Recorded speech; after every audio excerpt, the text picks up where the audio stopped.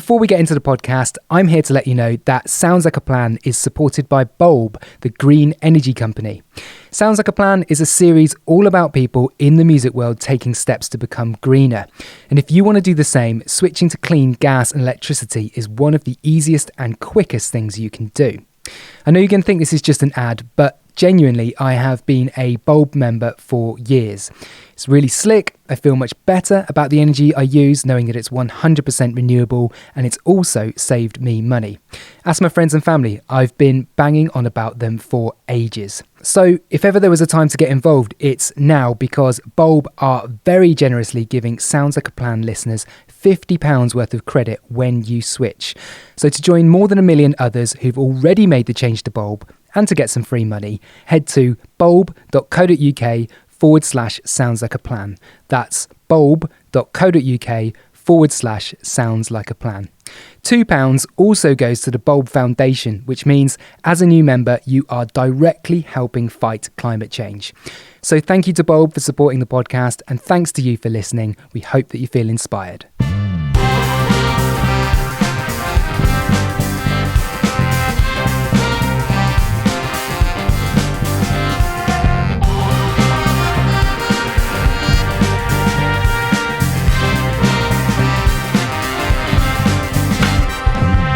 Hello and welcome to Sounds Like a Plan, a podcast all about how the music world is taking action in our climate crisis. If you're joining us for the first time, I'm Cochrane, a journalist and podcaster.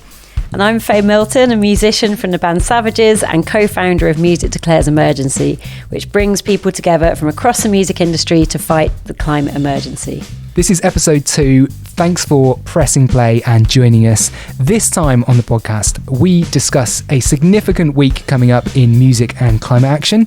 Ed O'Brien from Radiohead is our guest. Fresh from releasing a solo album literally titled Earth, he will be joining us to talk about his passion for environmental issues, why Radiohead have always championed green causes, and what the future holds for both big government action on climate and what he thinks the music world might be able to do next.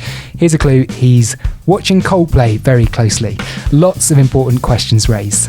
Yeah, that's right. And we'll also leave you with some recommendations. So let's get into this episode of Sounds Like a Plan. Here we are, Faye. We made it to episode 2 of the podcast. Hooray. Yeah, we did. It's brilliant, isn't it? And it was very exciting to launch last week.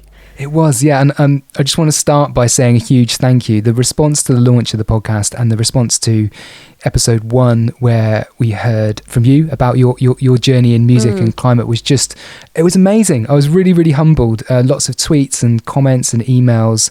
Thank you to all of you who listened and shared it. Please do keep doing that, and do tell a friend as well. The best way to get involved, do follow us on whichever podcast platform you're listening to us on right now. And like I said in episode 1, we are on Instagram, Sounds Like a Plan Podcast. That's where you'll find us. And you can also email us on soundslikeaplanpodcast@gmail.com.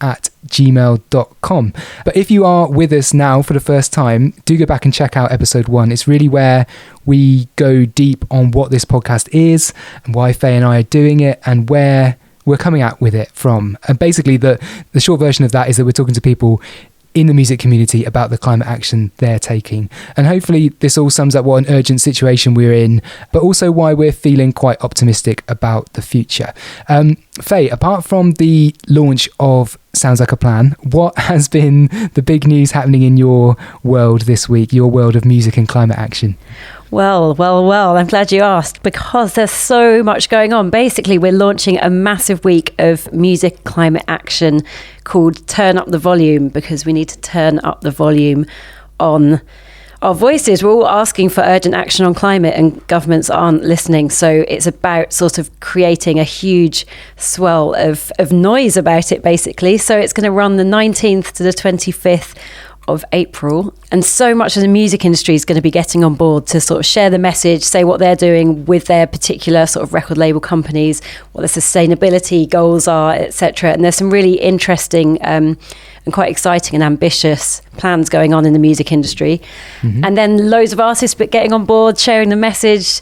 We'll also have music throughout the week, and I think one of the really exciting things is that we've got such a wide range of musicians on board. We've got classical, we've got metal, we've got grime, we've got dancehall, we've got indie, we've got rock, we've got pop, we've got just like this huge kind of enormously wide selection of musicians, music industry bodies, getting on board under a unified message, basically, which is no music on a dead planet. That's what we're here to protect, and we just need to hashtag turn up the volume. Hashtag turn up the volume. I love it.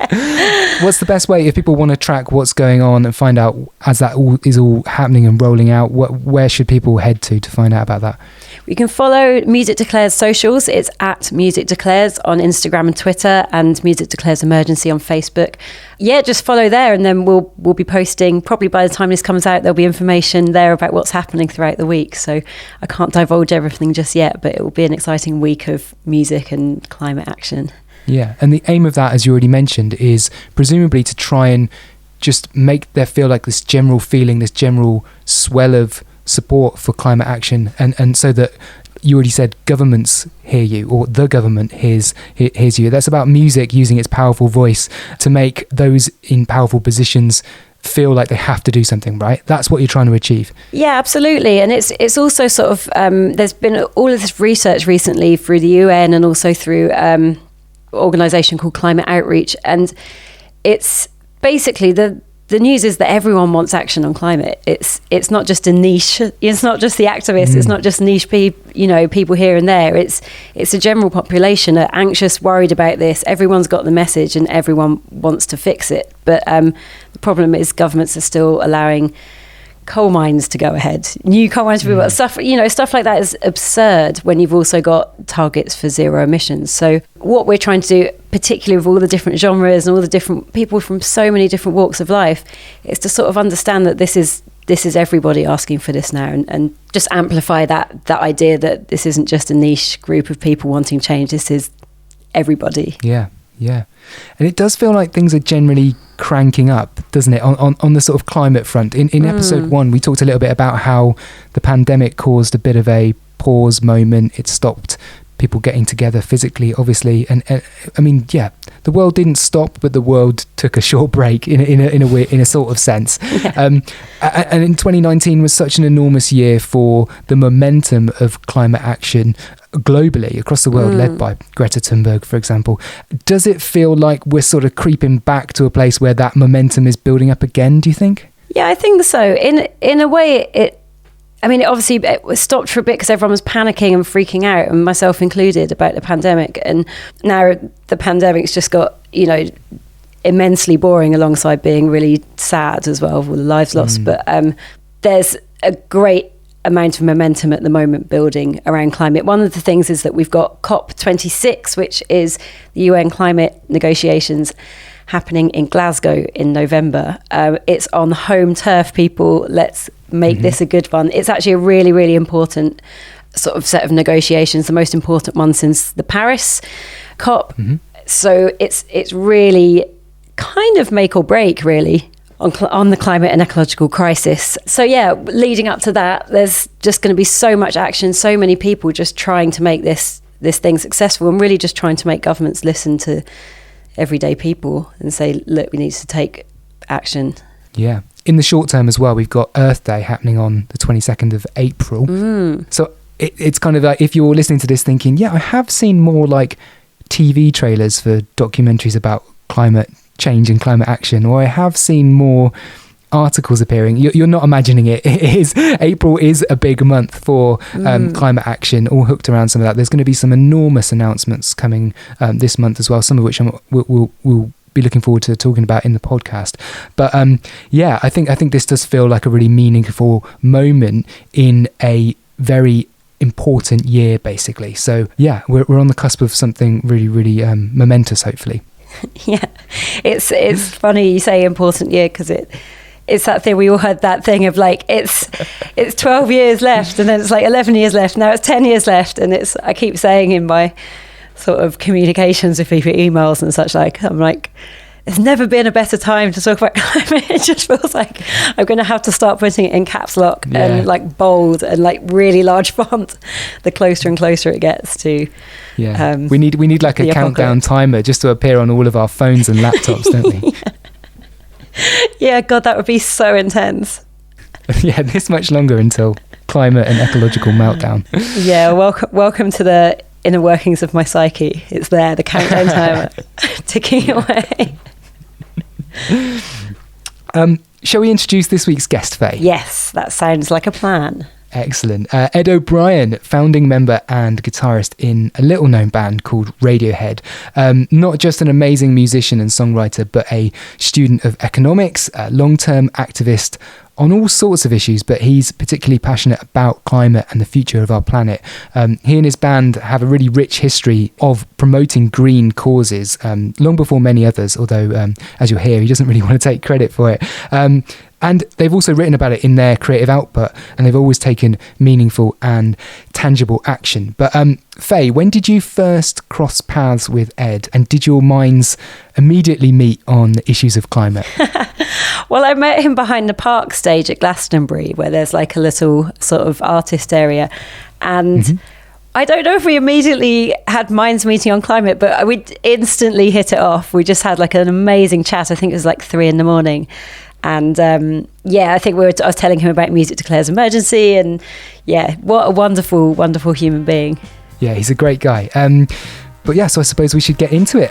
Let's hear from our guest. It was a real privilege for Faye and I to record this with Ed a little while back. This is Ed O'Brien from Radiohead on Sounds Like a Plan. Ed, thank you for joining us on Sounds Like a Plan. On this podcast, we are going to be speaking to people from across the music world who have an interest of all kinds in climate action and sustainability.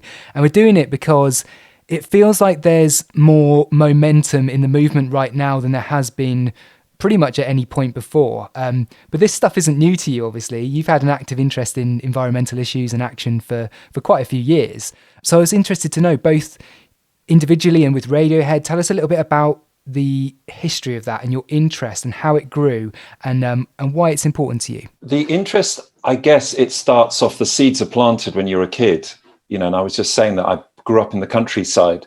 So a lot of the things that were very normal and run of the mill for me, animal life, wildlife, simplicity, they were all in abundance when I was growing up. And I also had a hippie aunt she's part of Greenpeace. So she would always send me stuff. My grandfather was one of the founding members of the Soil Association. Both my grandparents were osteopaths, and my grandfather was a great fisherman and was very, very disturbed by the introduction. I remember in the 60s, he would talk about it of chemicals in agriculture, and he could see the runoff, and he loved fly fishing all over Britain. So I was always sort of aware of it. And then I think, I went to university and started the band, and that becomes your focus. I don't know what, I think it was around the start of the millennium. Tom and I would always talk about a lot of this stuff. We talk about politics and activism and stuff like that. And he got, I think when he did the Eraser in 2003, he got heavily involved with Greenpeace and became friendly with Tony Juniper and the Friends of the Earth lot.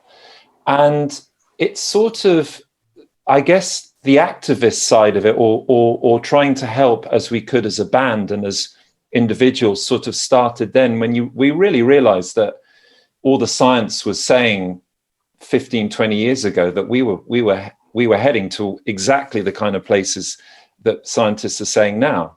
It was just 20 years ago. That then meant we started turning a mirror upon what we did as individuals, but particularly collectively as a band.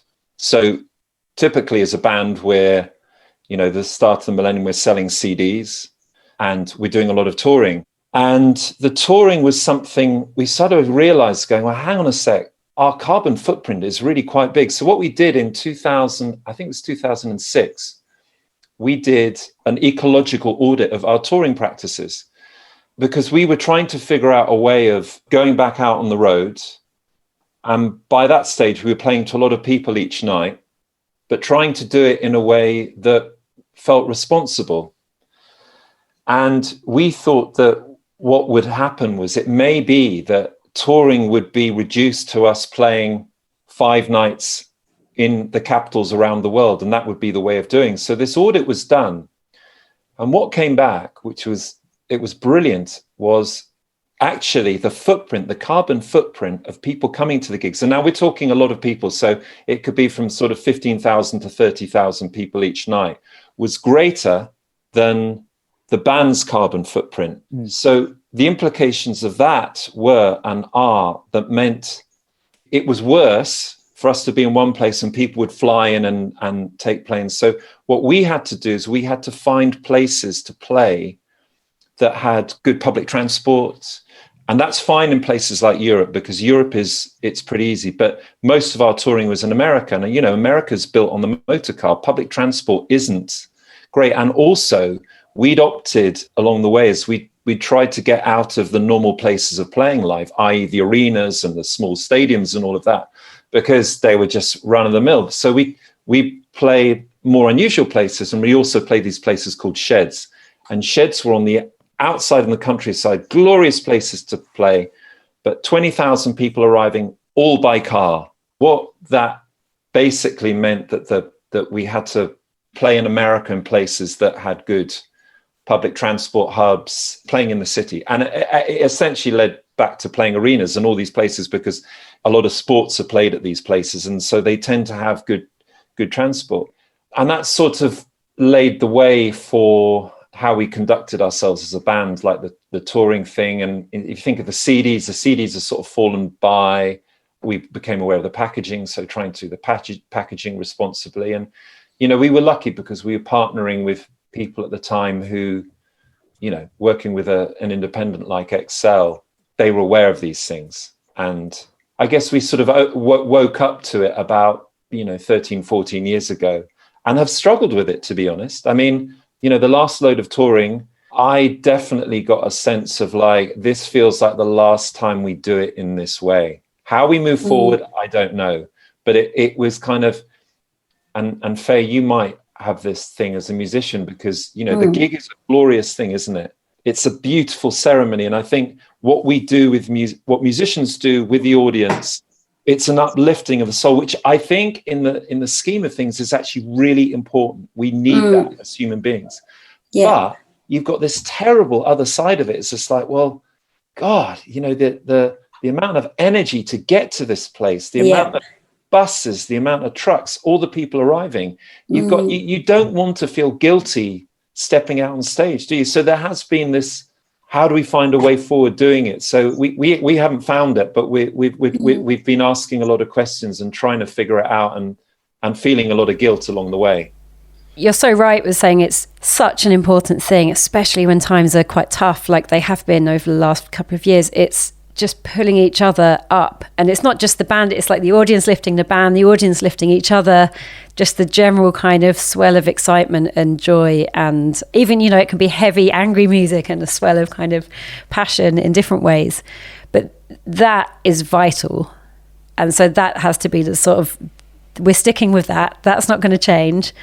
But how it's done and all of that stuff around it, there's so much research that needs to be done, and so much kind of, as you said, you started by measuring what was happening. And I think that's such an important thing to do, because it's very easy to presume. And from what I've been doing, talking about music and climate change over the last few years, it's the first thing people go to is to say, well, what about musicians flying places? And then the number of times I've quoted basically your study saying, actually, it's the audience footprint, which is more, it's the whole system that is in question here. It's not one artist practice. It's not the details, really. It's the kind of those big sort of systemic things that will help change, people's greater infrastructure with public transport, et cetera, et cetera. And Ed, you mentioned it there. You would have been amongst the first in terms of artists that were being proactive and looking into this stuff. Was it 2006 you just said? I don't think we were one of the first. I think we may be one of the first big artists, but I think there are a lot of musicians and people who maybe haven't had our commercial success, who, playing the free festival circuit, who are well more educated than us on this. Saying this for years. my aunt and her friends would have been saying this in the 70s. I think what radio did in terms of music and in terms of our philosophy is that we've always sort of been outsiders a bit on the edge, and we just bring it into the mainstream in a way. I think that's what we've always done, and I think that's what we do. I don't think we're ever pioneers. We're just always being influenced by the people on the front line, if you like. I mean, we're now 15 years down the line from that. I mean, it does feel like there are a lot more people in the music world expressing the sort of things that you've just mentioned. You make the point there still isn't necessarily a solution for that. How do you feel about the increased amount of dialogue and conversation and people looking for a solution, people going out there, getting data like you did, people trying to be proactive to say, you know, we're going to try and put on a festival with a lower carbon footprint. We're going to try and find ways around a lot of those difficulties thrown up by the touring issues. We're going to look at the manufacturing processes around our physical product of what we put out. So do you feel like there is a momentum, a sort of, tell me a little bit about how you feel right now.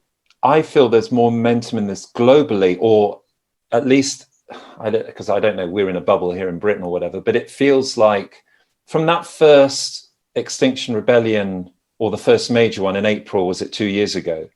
It feels like there has been a shift. It happens obviously quicker in the music industry. When Chris Martin comes out and says, Coldplay aren't going to tour until we find a way to do it sustainably. That's brilliant. And he did that quite soon after the first XR event. But and I want to put this out to you, I actually feel like it makes a difference having a different president in the White House. But I feel like what's happened with the pandemic, and also with the bushfires and everything that's happened, all the wildfires in California, I think the political leaders of the world are finally, truly, or most of them, are actually waking up to it and realizing it's not like this something that we create. It's like the pandemic has kind of stripped away a lot of the bullshit in many ways. That's maybe me being a bit naive and a bit hopeful, but I'm not trying to be. I just feel there is a shift going on, and finally it seems to be getting through. I'll tell you what's interesting. I think what's happened in the pandemic is, if you think about what happened before, the kind of the philosophy before COVID, the world was very much a market-led place, i.e., you know, the politics of the last 40 years has said the market decides, the market's always the winner, it always reacts quickest, it always knows best. Well, we know the pandemic's shown that up to be bullshit, and politicians know that. So I think politicians are now realizing that actually we're saying goodbye to a philosophy of the last 40 years, and it needs to be led on a governmental level and organized, a lot of organization. And I think, you know, there's been a reticence to do that for whatever reason. Maybe they didn't, you know, want to threaten big business. But now it's kind of saying, actually, if we're going to sort this mess out, this has to come from the politicians, and they have to lead it with the people. And I'm hopeful, because I just get a sense of that. If, you know, apparently Boris Johnson's girlfriend, Carrie Simons, she's a sustainability sympathizer and empathizer. So she's going banging on to him about it. And I, you know, obviously got huge issues with, I was saying to someone the other day, I said, what musicians ever support the Tory party? But there are some signs. There are a few signs. Obviously, you know, we're going to, there are not some, but I just feel, obviously a lot needs to happen, but it feels like there's an awakening happening. One of the things I feel about that sort of partisan looking at things of, as a musician, I'm probably not the most likely person to be a Tory voter, for example, but with the time limits that we have as they are, and the speed that we need to act on climate, it feels like we can't even afford to wait until there's another government. This government has to act, and that means, it kind of means not demonizing them. We have to, I don't know, as a left-leaning person, you have to kind of question your own belief system and question what you think is possible and what you can believe that people who don't necessarily have the same fundamental views as you can do on this problem that affects everybody, because it does affect everybody.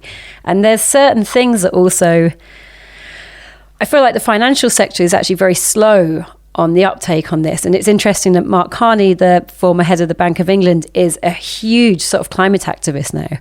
And he's Boris Johnson's financial advisor. So not his personal financial advisor. On the high street bank. I mean, anyway, he's one of his very important advisors in economics. I think they felt that pre the pandemic, that this stuff happens to other people, it happens to poorer countries, and they're not so concerned about it. The thing about the pandemic that's revealed is we are all in this together, and they're waking up to that. And you've got people like Mark Carney who are saying, we have to sort this out. This is not something that, we can leave to the markets. This is something that has to be, and I agree with you totally. I think they realize that they have to do something about it. And Biden certainly does. We've never had this before. I've never seen this kind of, okay, it's not dramatic, but we'll see what happens in Glasgow at the end of the year. Something has shifted. I feel there's something shifted. And this is an opportunity. Public opinion has changed. And it's reaching this critical mass now where politicians have to act, because what they want ultimately is to stay in power.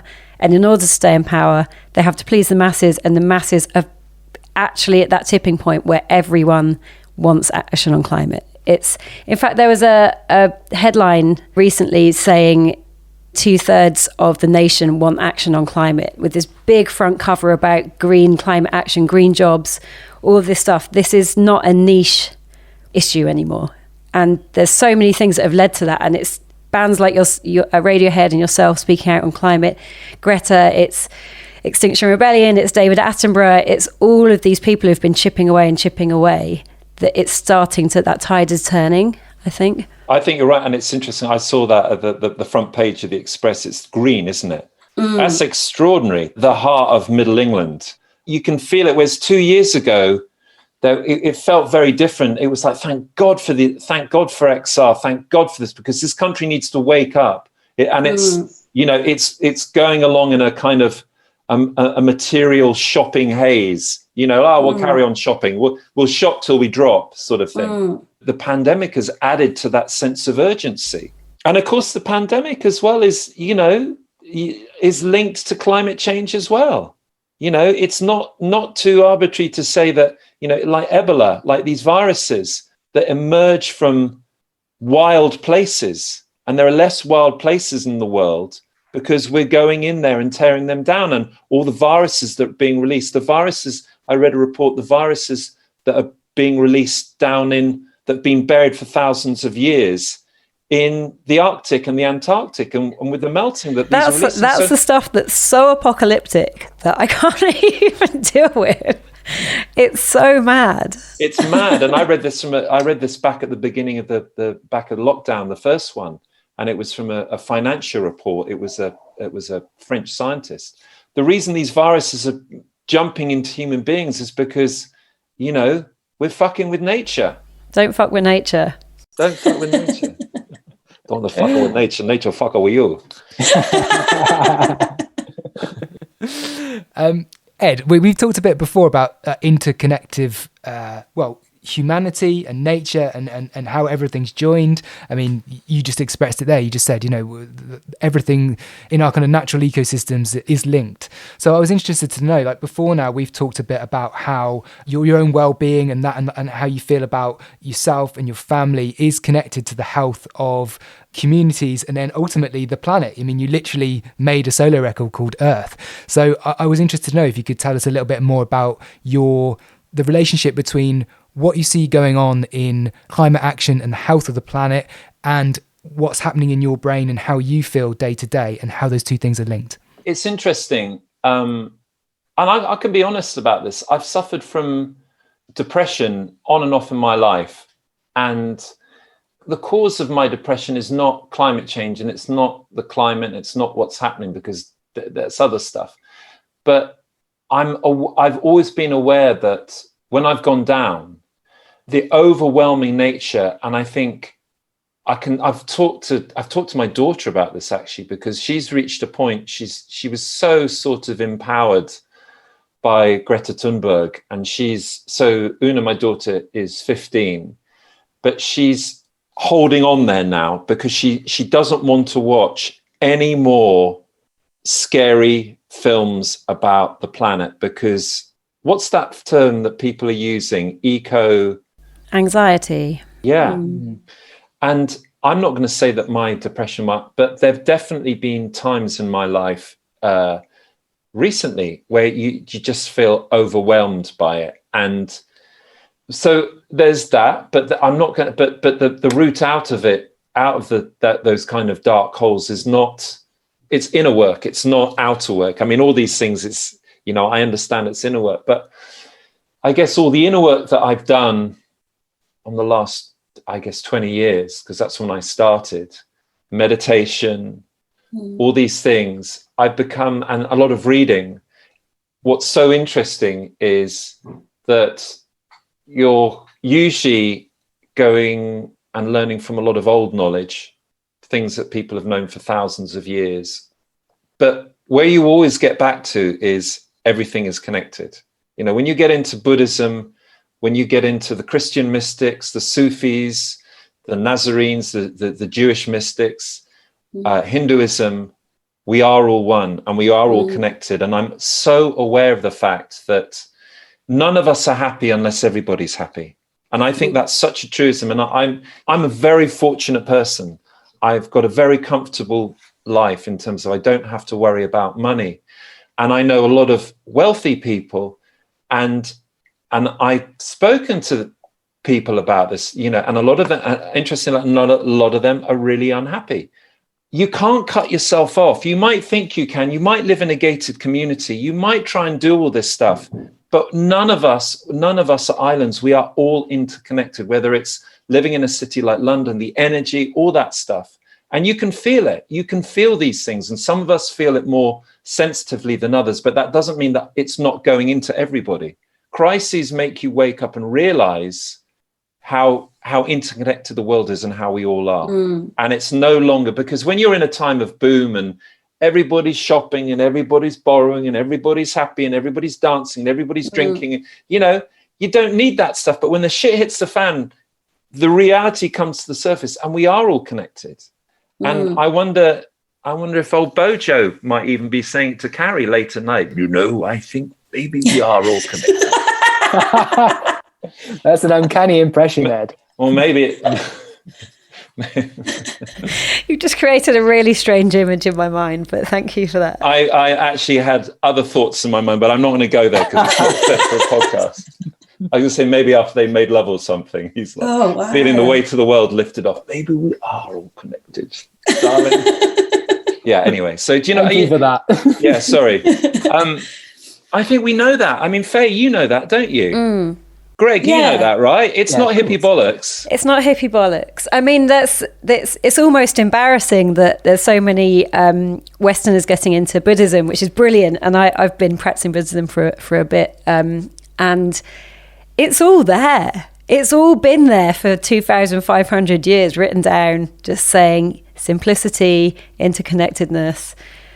How does the time of that work? How does 2,600 years pass and we're still picking up information from something that's written there, even though it feels like a completely irrelevant time to us? Is there information passing at completely different rates?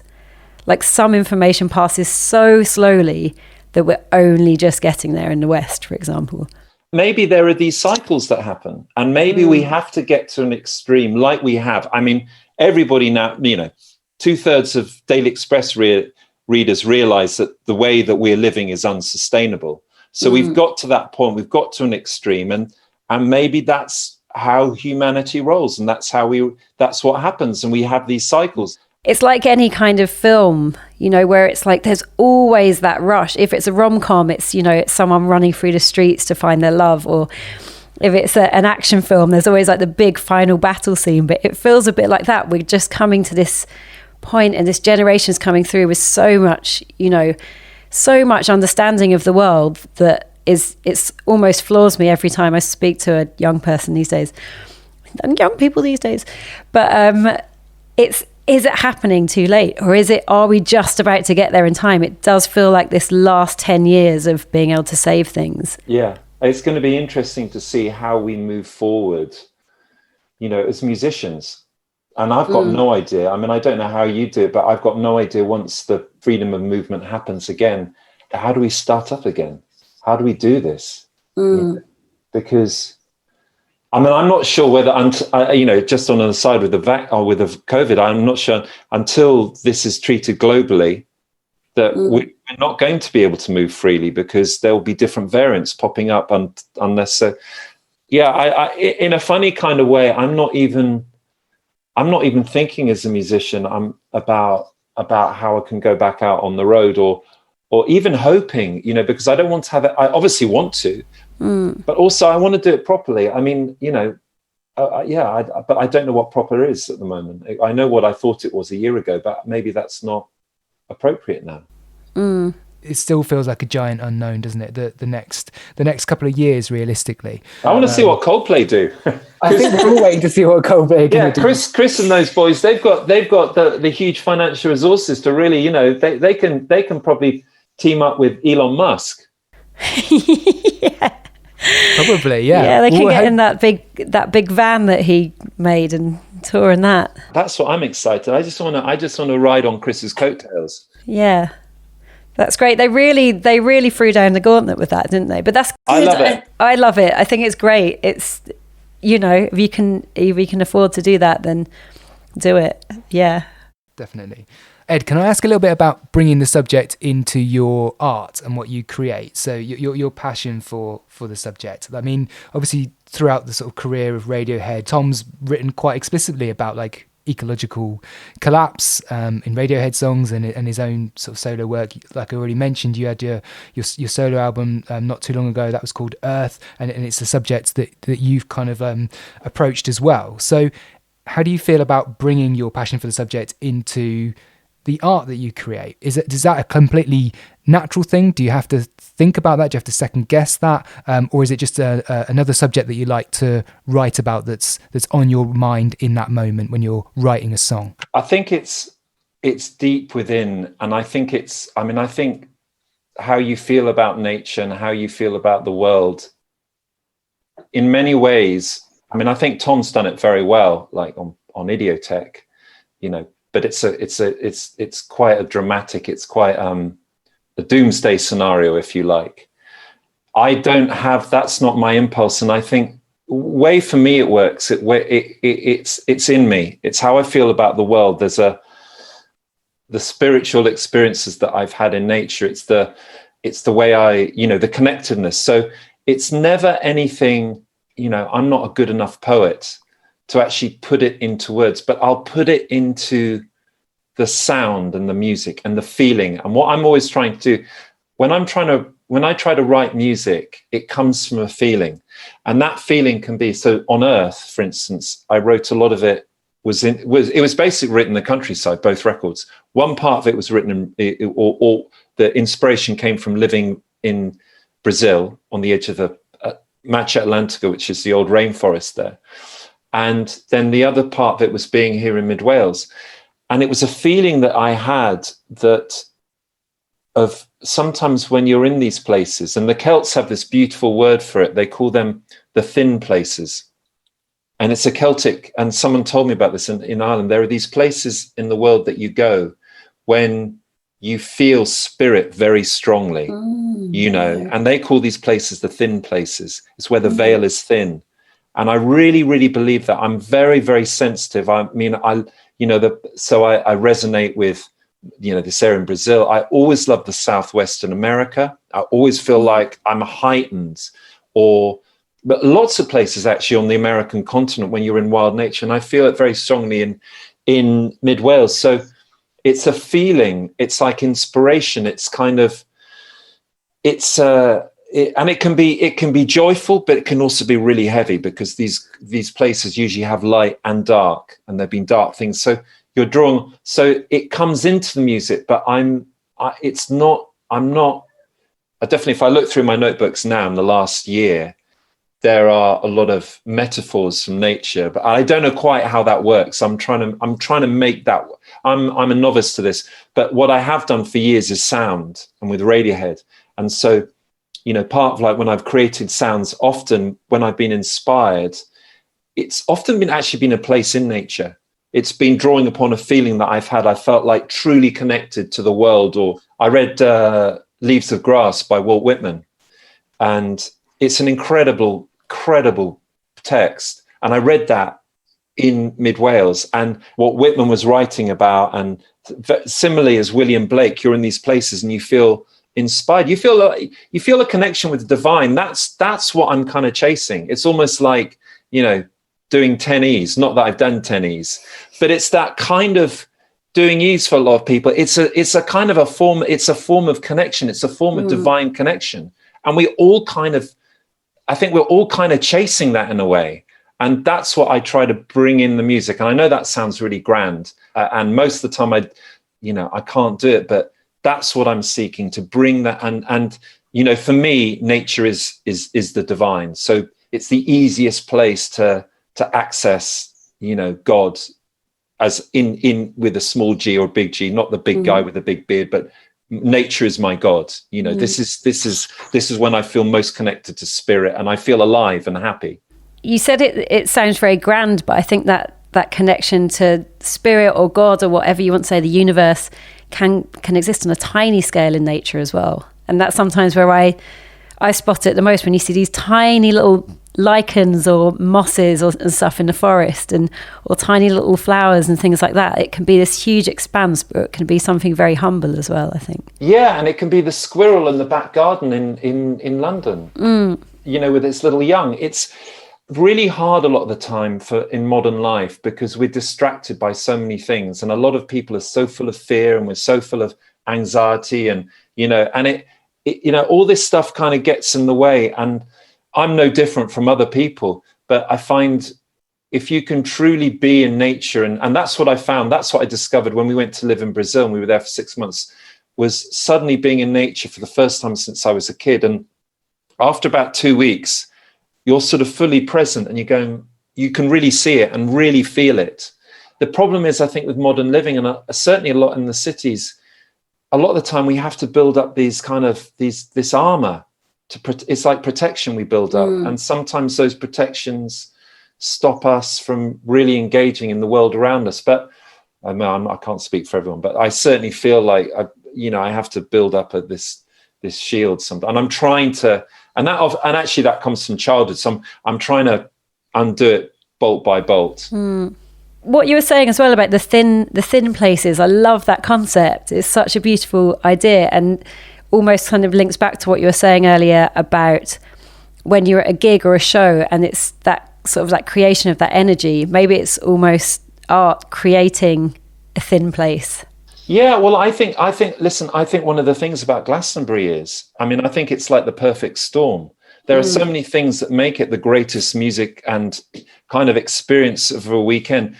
But one of the big things is that area, that land, the fact that we're dancing outside or whatever, in that land, and people have been doing this for thousands of years, probably in that place as well. Glastonbury's a very significant place, isn't it? So who knows what's going on there? I don't think maybe there's somebody around in the stone circle who knows exactly what's going on. But I think I've been that person. Yeah, so do I. I think we've all been that person. Yeah.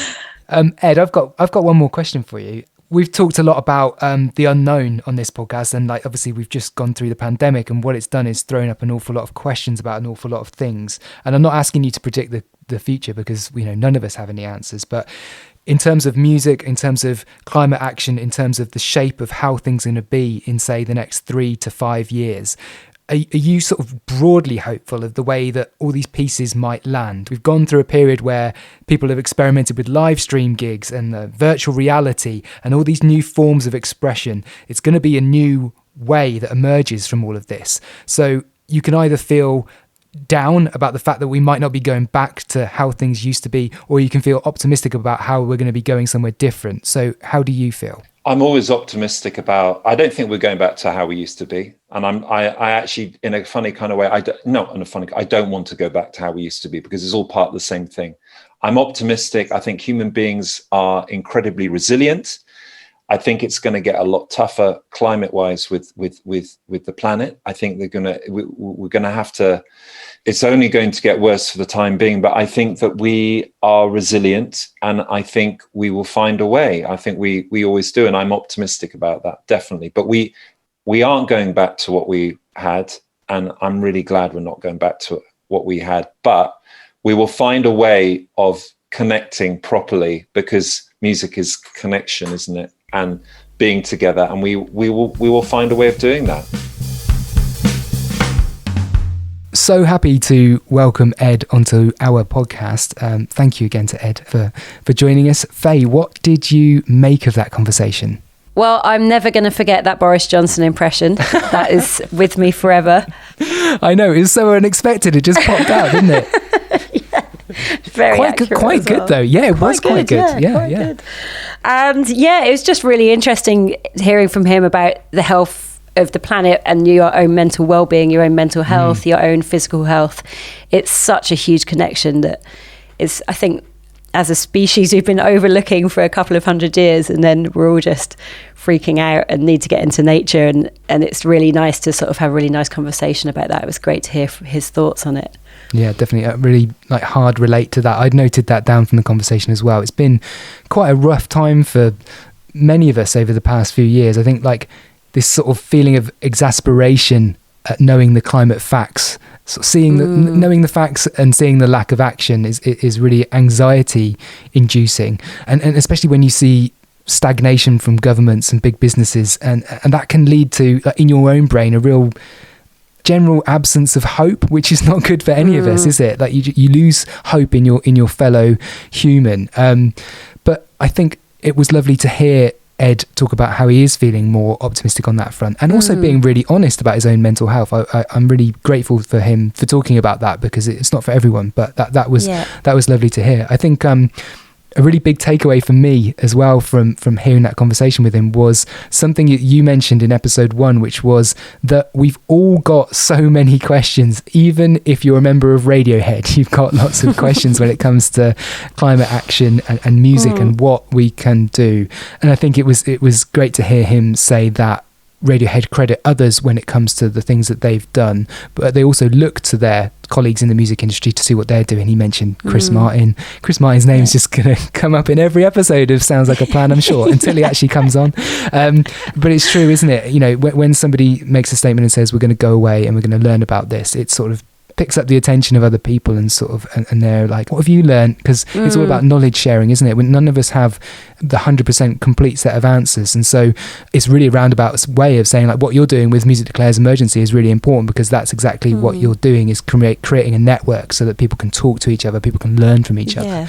But really, really interesting to hear it come from somebody like Ed, who is part of such a massive, influential band. I suppose my final thoughts on it were as well that what a genuine and empathetic and well-meaning guy Ed O'Brien is. Yeah, just lovely human being. It's such a pleasure talking to him. Yeah, and it was nice to kind of end that hearing him say that Radiohead are still very much thinking about what they can do to be kind of kinder to the environment in terms of the production of the products that they sell and their touring and everything else. Still very much front and center of what they do, and I look forward to see what happens with them in the future, because they have always been a really important part of this, and credit to them for that, basically. Yeah, absolutely. And looking forward to hearing Ed O'Brien's album live, because I'm sure he's touring soon with that too. Definitely. Right, before we go, Faye, I would like to leave you, our listeners, with some quick recommendations. Each time we want to share something we might have been reading or watching or listening to that we want you to enjoy too, or maybe we've got something out of it and we just want to share. Maybe it's a campaign or a piece of media. But anyway, Faye, have you got something that you want to share? I do actually. It's actually a campaign. Surfers Against Sewage have just launched a campaign called the Million Mile Clean. What they're trying to do is get 100,000 volunteers committing to cleaning 10 miles of either beach or parkland or sort of some green space, blue or green space they're calling it, throughout 2021. So it's basically just a massive litter pick.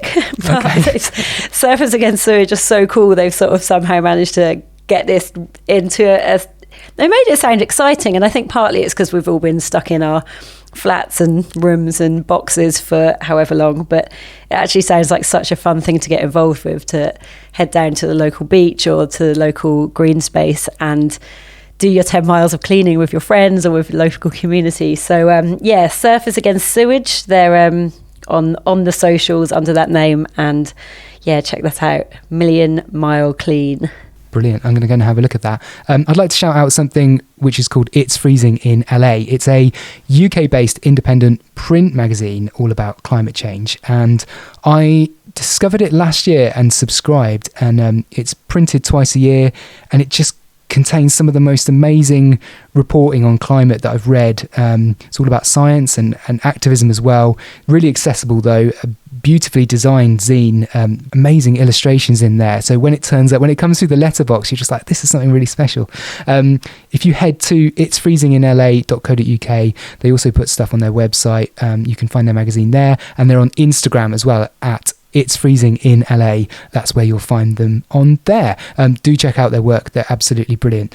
Just finally, we hope you've enjoyed listening to this episode of Sounds Like a Plan. A big thank you to you, Faye, and a big thank you to Ed O'Brien, who's our guest this time. We love to hear what you think about the podcast. Do get in touch with us. Do let us know. And until next time, thanks very much for listening.